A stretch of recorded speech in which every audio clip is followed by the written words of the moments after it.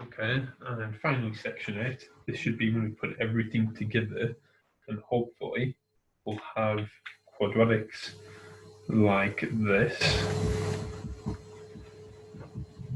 You should know how to solve them now, regardless of what kind of answers you get. If you get real answers or non-real answers, complex answers, and you've had a go at playing around with adding together the roots and multiplying the roots, and hopefully want to spot connections between the sum and the product of the roots and these coefficients here. If not, that's something you can think about over the summer, and it'll be one of the topics we deal with in further maths. So, another thing I hoped you spot was that if I have a quadratic and the coefficients, so the numbers in front of the x squared, the x, and the number at the end by itself, if they're real numbers, so like 2x squared plus 5x plus 1, then if there's a complex number answer, so if x equals 4 plus 5i, it's not the answer, let's say it was, then we also know that 4 minus 5i is also an answer. That's something I hope you spotted back in section 5. Okay.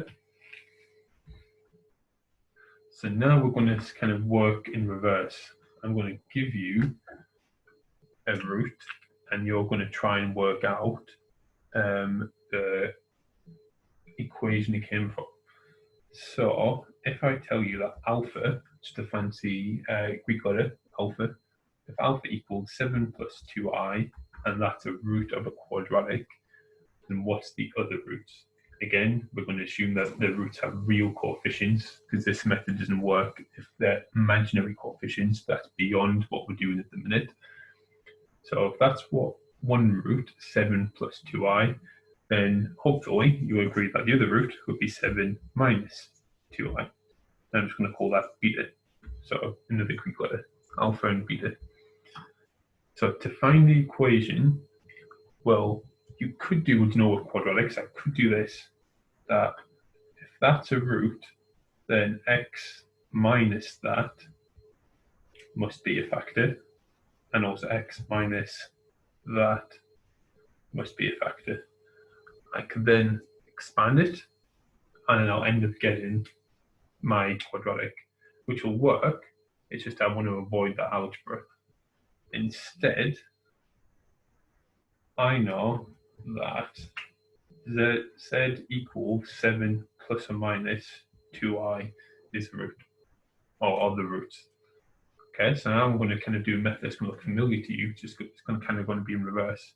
So I'm going to get the imaginary bit by itself. So I'm going to take away 7 to get plus or minus 2i. Well, I'm now going to get rid of the plus or minus and the I by squaring. So z minus 7 squared equals 2i squared. Remember, I can get rid of the plus or minus because a plus or minus squared always turns into a plus. So I get 7. Actually, let's expand the side. Don't have to, but let's just expand it. 7 squared minus 14z plus 49. So you can do that by bracket times bracket. I'm just doing it quick. 2 squared is 4. I squared is minus 1. So I get minus 4. Take the minus 4 to the side. And there's our quadratic. So it's kind of like completing the square in reverse. Yeah, you would have seen that better if I just wrote plus 4 on the other side and didn't expand that. Okay, now let's have a quick look. If these are my two roots, let's look at what I was asking you before. Let's look at what happens if I add them together. Alpha plus beta. So 7 plus 2i plus 7 minus 2i. Well, 7 add 7 is 14. 2i and minus 2i cancels out. So I've got no i's, so just 14. Look at this quadratic. Look at that answer. See if what you spotted before still matches with what you can see here. Now let's try times them. 7 plus 2i times 7 minus 2i. Remember, we just get 7 times 7 is 49.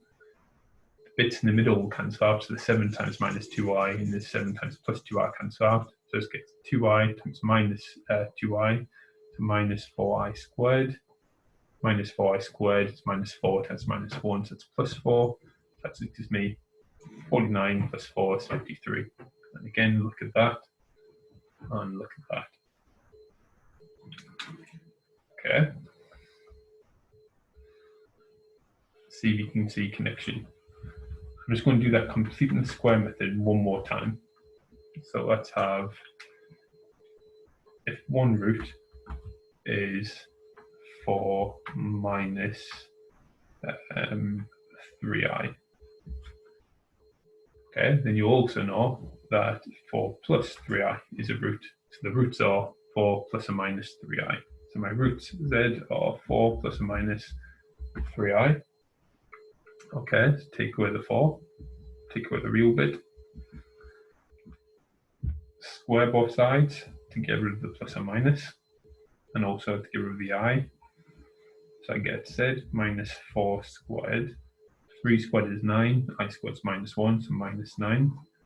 And then take minus 9 to the side. Now hopefully that looks more like completing the square to you. Then just expand this.